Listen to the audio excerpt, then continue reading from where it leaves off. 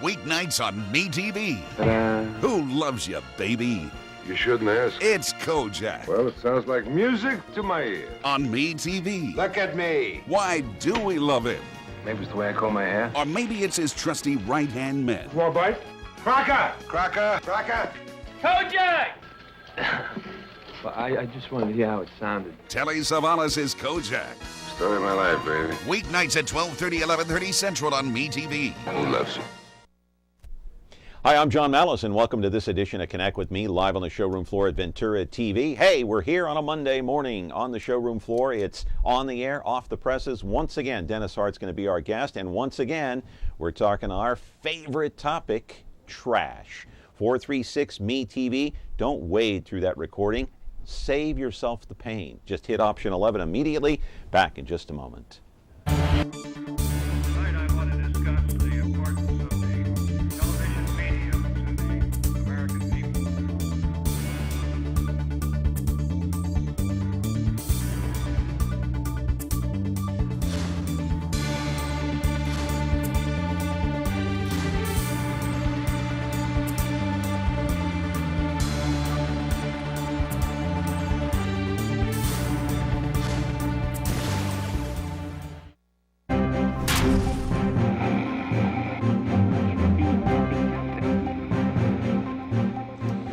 Oh my goodness, I can't wait to see what the week brings here as far as the trash issue. Measure G. You know, this is like the dinosaur that you can't kill off. You just can't kill this thing. I mean, I thought this thing would be over by now. Measure G lives on and on and on. I mean, you can take the bug spray and just spray it over Measure G. It's going to continue going like that Energizer bunny. It just won't go away. And so right now as I speak, let's go to the videotape. They are counting over at the Fresno County Registrars. That's actually the building in southeast Fresno over by the fairgrounds. They're counting the provisional ballots as I speak. All 2,100 of them. They started counting those this morning. As you know, the vote count ended last week, of course, but the no side was catching up. The momentum was with the no side all the way. And so when they got done counting, or they were in the middle of counting, Tim Clark, he was the chairperson, I guess, for the yes side. He filed a protest. Of course, you may recall late last week, they stopped the counting just briefly, and then Brandy Orr said after about 2 hours, nope, we are going to start the counting process once again on the absentee ballots. And the provisional ballots, of course, all told about 8,100. They still have about 2,700 to count right now. Brandy Orr saying, we are doing everything according to state election law.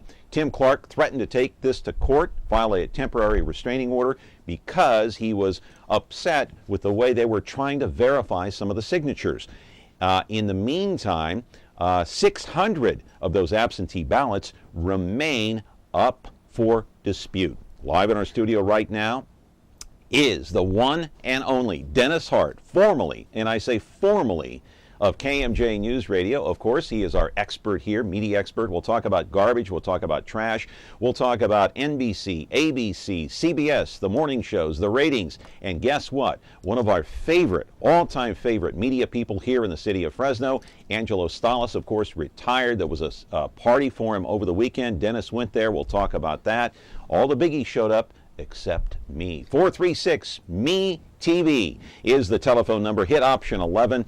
Don't save yourself that pain. Don't wade through that message. Just hit 11. I'll put you through to Dennis ASAP. Back in just a moment.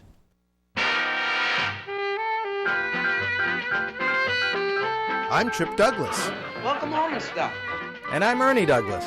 James Bond, Secret Agent 007. And we're here to tell you. Ernie! Just a minute, Uncle Charlie. Come on, Ernie, you're gonna be late for school. We're doing a promo for MeTV and junk. Ernie, Trip. Yes, Dad. Come here a minute, will you? We'll be down in a minute. As I was saying. Tramp, be quiet. Tramp? Hey, have you guys seen Robbie? Oh, hi, I'm Katie Douglas. We're my three sons. Ernie, I had to learn about women like Melissa through long, tough experience. Let me make my own mistakes. They're half the fun. And one daughter-in-law. Thanks. Now I really feel like one of the family. Watch me on Me. Me TV. You think girls are just boys gift wrap. Weekday mornings at 7, 6 Central on MeTV. It's real neat. Back here on the program talking trash with my man Dennis Hart. How are you, my friend? You know, we can't get beyond trash talk, can we? Every time I come, all these months, we're talking garbage. We can't get beyond it. Where's our guy Hostetter? He was supposed to be here He's today. at the city council. He's covering trash. Boy, he's got budget hearings. He does. Starting today, and they'll go throughout the week, et cetera. And boy, they have been roiled by what's happened with Measure G, haven't they? I love it when you and him are here together. It's great. Well, it makes me look younger, so I mean, I like it too, yeah. But what a mess down at City Hall, huh? Oh, wow. my gosh. You know, I called Brandy Orth's office just a little while ago, and they were starting to count those provisional ballots, 2,100. Yeah. But it seems like the momentum, and we don't know what's going to happen. I don't want to, jump the gun here, but looks like the momentum's going the no side. It looks like Measure G is going to go down. That's exactly right. Because the absentee ballots have flown in favor of the no votes, et cetera. And now that leaves the budget in an absolute mess. Because as you know, the mayor prepared a budget, $276 million for this coming year, which they're talking about this week, based upon Measure G passing. Based upon that $4 million, the $1.5 million franchise fee, the bonus, the $2.5 million a year, and now it's not there. It's a mess. Yeah, for $2.5 million a year for the next 8 years. Yeah.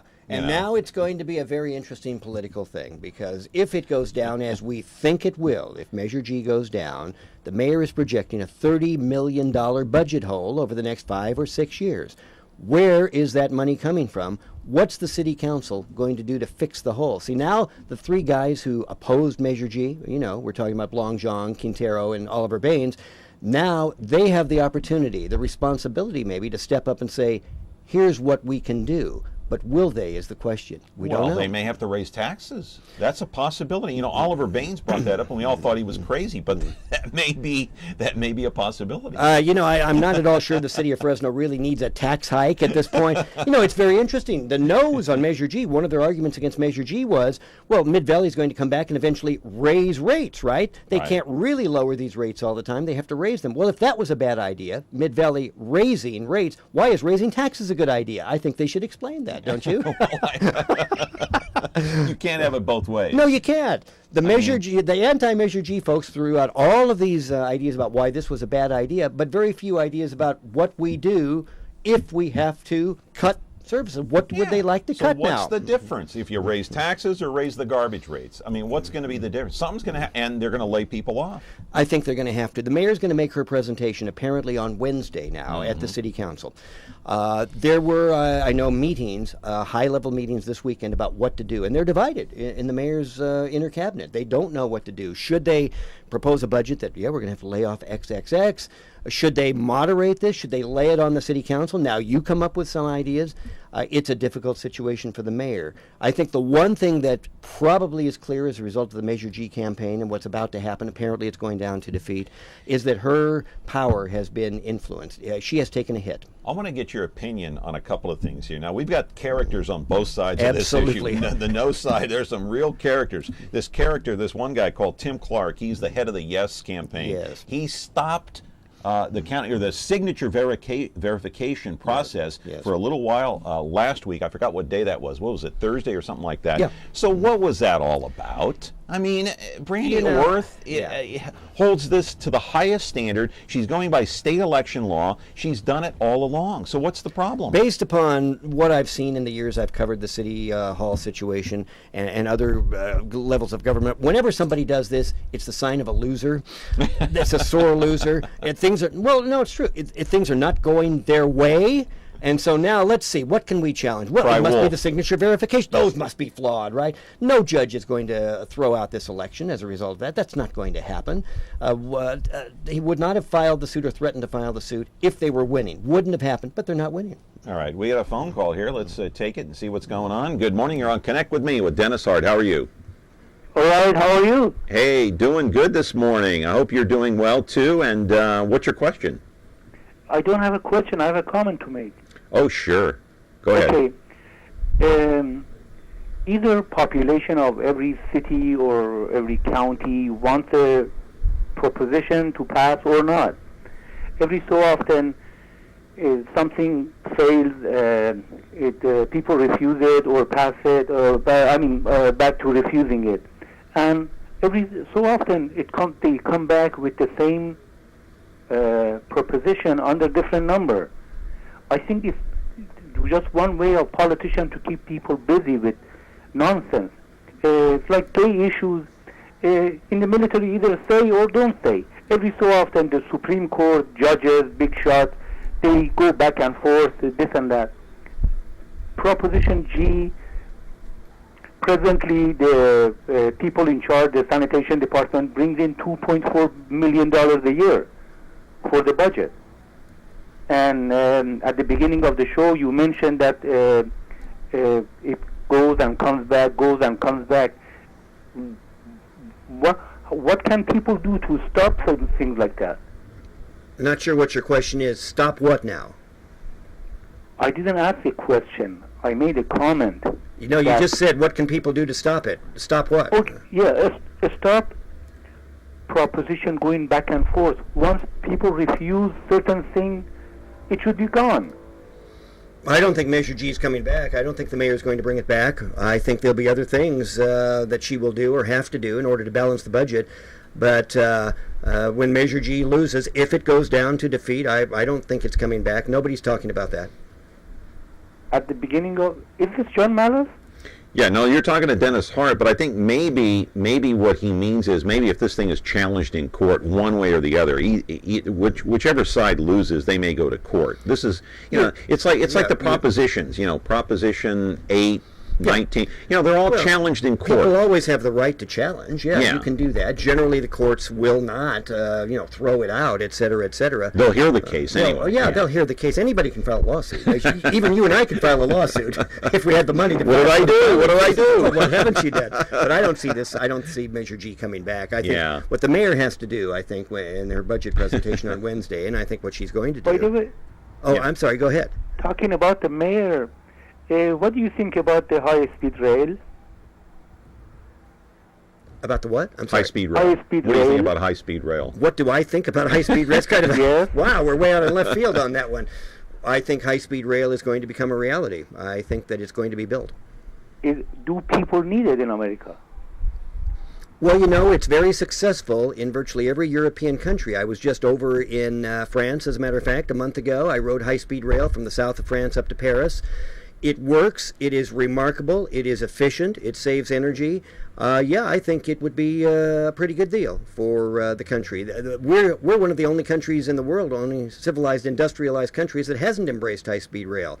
I think it's kind of an embarrassment to us that we haven't done that, quite frankly. Okay, may I say something? Absolutely. Yeah, go ahead. Well, thank you very much.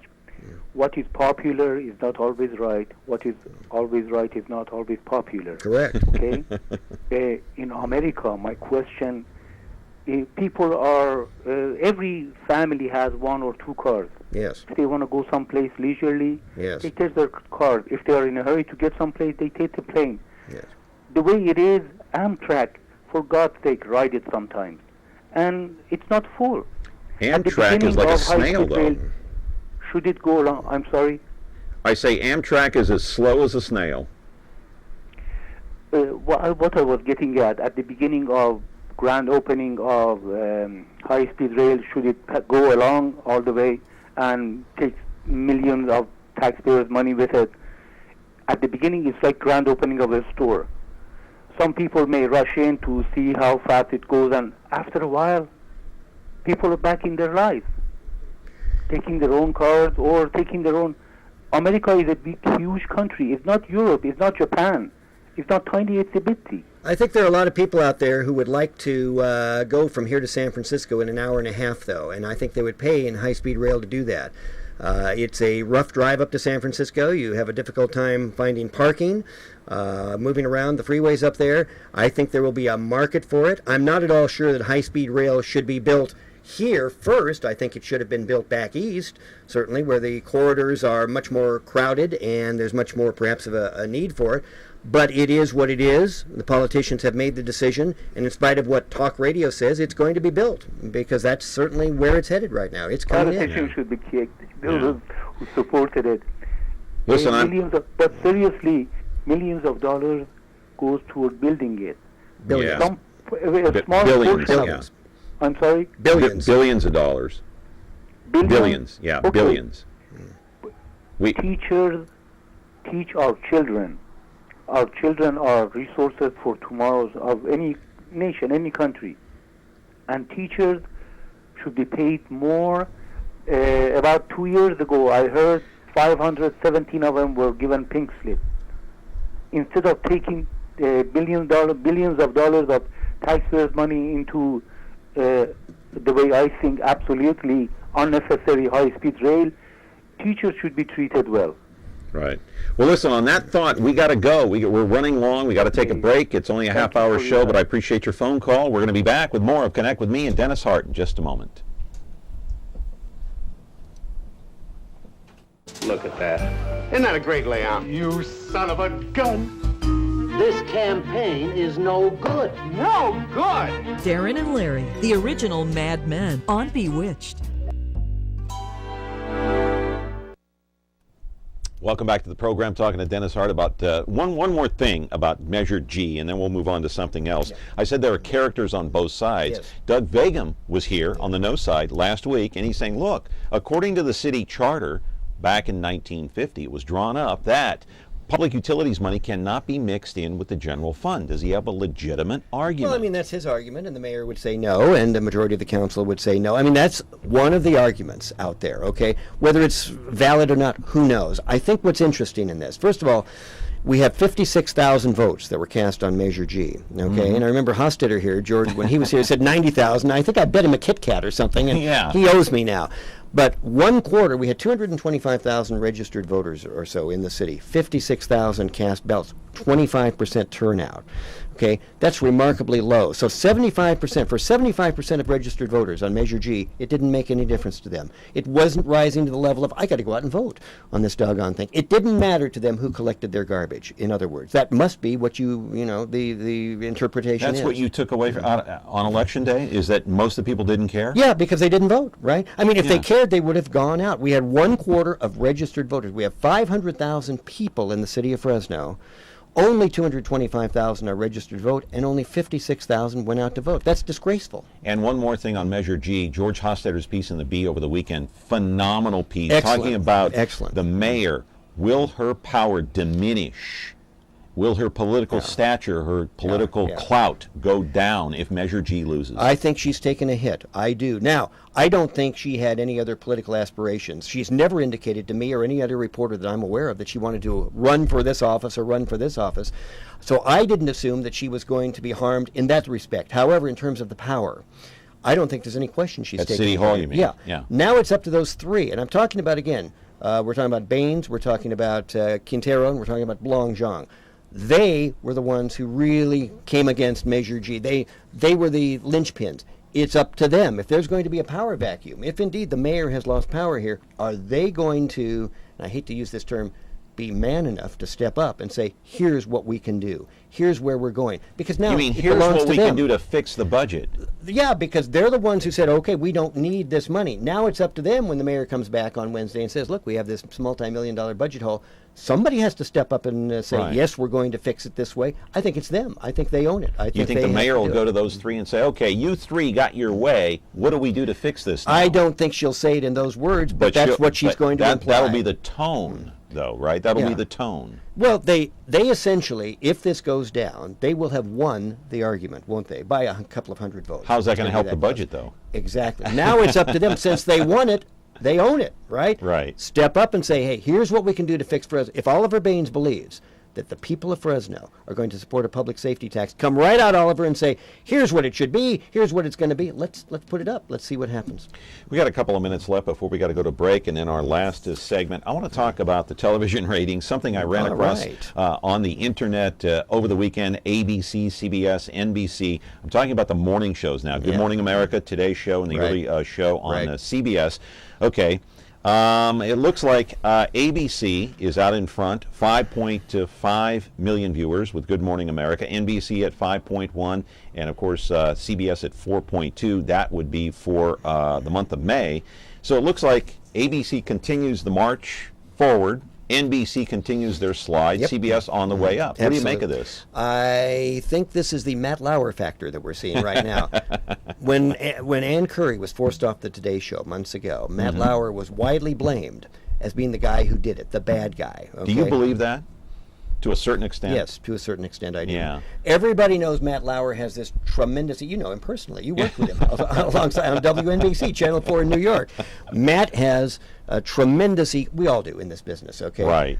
He wants to dominate that show. Well, all right. And he has. He forced Curry out, right? He's gotten a person in, a cute young lady who's now sitting alongside him. I won't even mention her name, because I can't think of it right now. Savannah Guthrie. Okay, yes. Savannah Guthrie.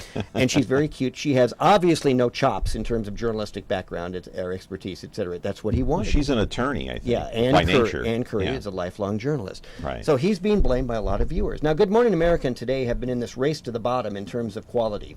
Okay, and I think Good Morning America's won it, because what they do in the mornings, they come out, here's our latest missing white child from the South or from the Northeast. Here's our latest hurricane and all of this. Hardly anything of substance goes on. Well, what does this mean for ABC now? Because they have George Stephanopoulos, they have Robin Roberts, right. They got the whole cast of characters Their there. cast of characters is much more likable now than today's is. That's the problem. You know, morning show television has all to do with family, right? Right. You have to be comfortable. People are not comfortable with Matt Lauer right now. They are comfortable with Stephanopoulos likable enough? I think so. I think Stephanopoulos ought to be anchoring their evening news and get rid of Diane Sawyer. But that's my personal opinion. But here's what's interesting.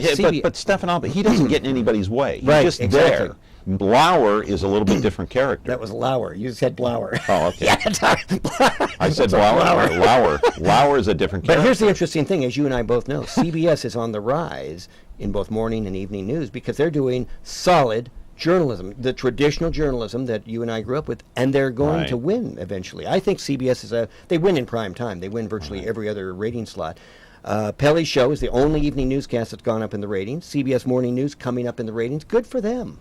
Right, but ABC leads the way, of course. Good in the morning. In the mornings, only in the mornings. That's only right. in the mornings, and you think it's because of the Matt Lauer debacle? I do. With Ann Curry. I think there's no question about that. People now look at that as not a family; it's a dysfunctional family in the morning. The morning show thing is very difficult in terms of getting an audience. You have to be perceived. Remember when Brian Gumbel and Jane Pauley were there, and Katie Couric. Okay, when Lauer and Couric were there. Perfect family. Everybody loved it. When Katie Couric left, there was a problem, okay? Meredith Vieira did a fine job in replacing her as the temporary fill-in. I liked her the best, though. You like Meredith over Katie? I did, but I like Katie Couric, too. Katie's my lady. I like Katie Couric. Oh, I like Meredith Vieira, though. Yeah, I'd like Katie sitting beside us right now on this broadcast. Could you get her next time I'm here? Yeah, I'll let your wife know that she's coming. No, but anyway. She knows I have this thing for Katie. She's all right with it. She's all right because Katie's 3,000 miles away. What can I say? We're talking with Dennis Hart, 436 Me TV. Do not stab yourself in the stomach. Don't listen to the message. Just hit 1-1, and then you'll get through on the program. 436 Me TV, option 11. We're back in just a moment. Ventura TV Appliance Center. We're the save energy, save time, save money place. The Energy Star qualified #1 rated high-efficiency Cabrio from Whirlpool Place. You heard right. Right now, save big on select Whirlpool Cabrio laundry pairs and pay no interest when paid in full within 6 months. At the hometown low price, think outside the big box place. Since 1951, Ventura TV Appliance Center. We're working hard to be your place.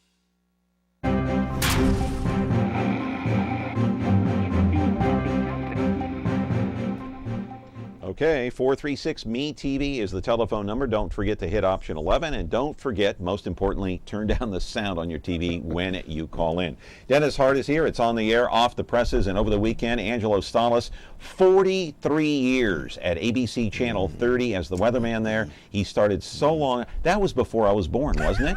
Was that? I mean, what year was I? What year was I born? You were, I think, in the 40s, wasn't it? Late 40s. Hey, he's one of the nicest guys in broadcasting I started that working I've ever known. He and I started working together in 1970. I was we both went to Fresno State together. He's a couple of years. So you guys are the same age? No. Angelo's a little bit older. He is exactly in person, and you know this to be the case because you've known Angelo. I know. In person, exactly the same as he is on the air. One of the nicest guys you have ever met. I love Angelo and have for 43 years. He's a great guy. He really is. Put a picture up on the screen there, Ara, if you could. Over the weekend, of course, held at the Elbow Room. Here we are.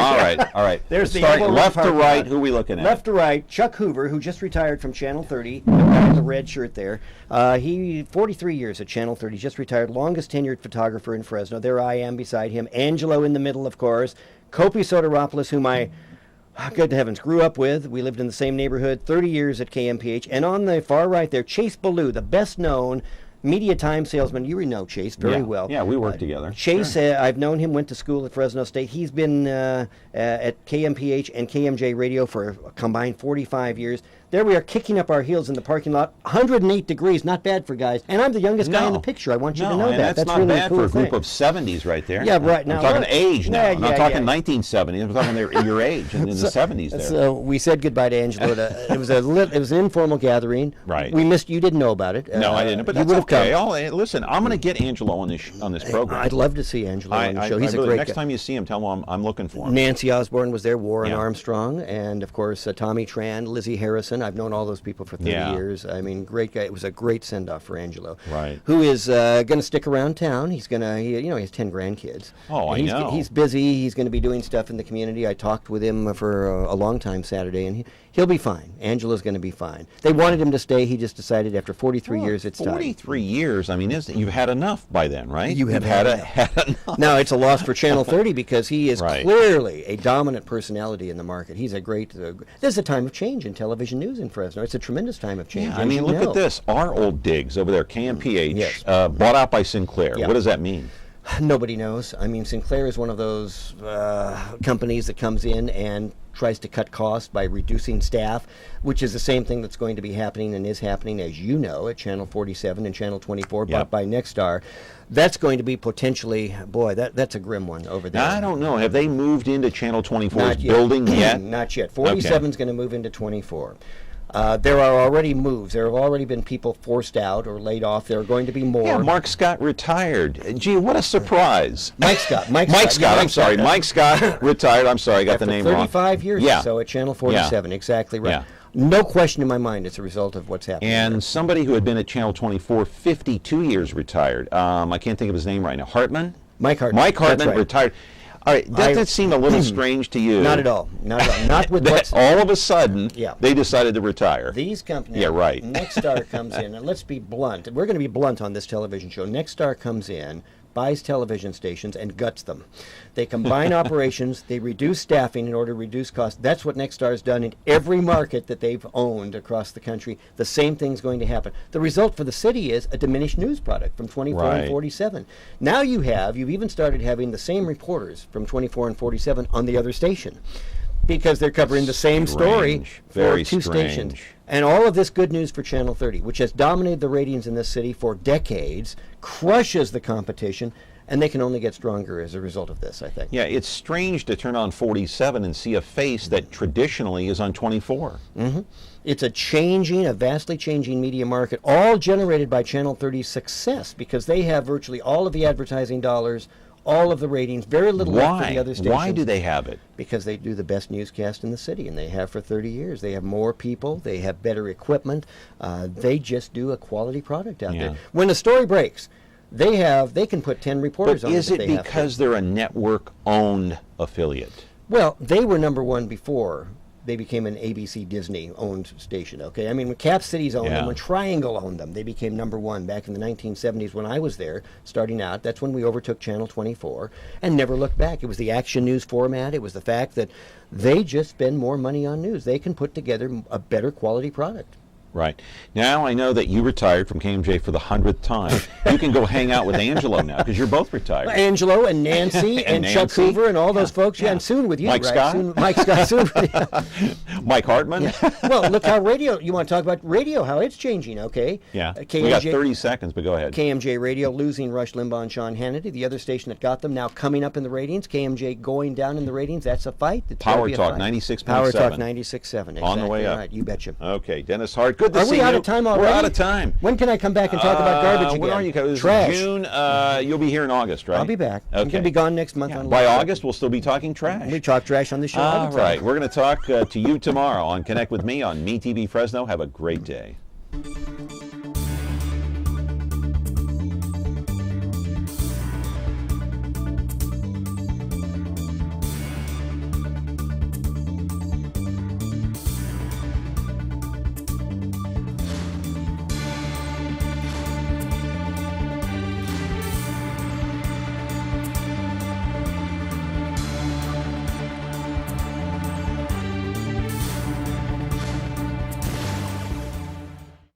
Look at that. Isn't that a great layout? You son of a gun. This campaign is no good. No good? Darren and Larry, the original Mad Men on Bewitched.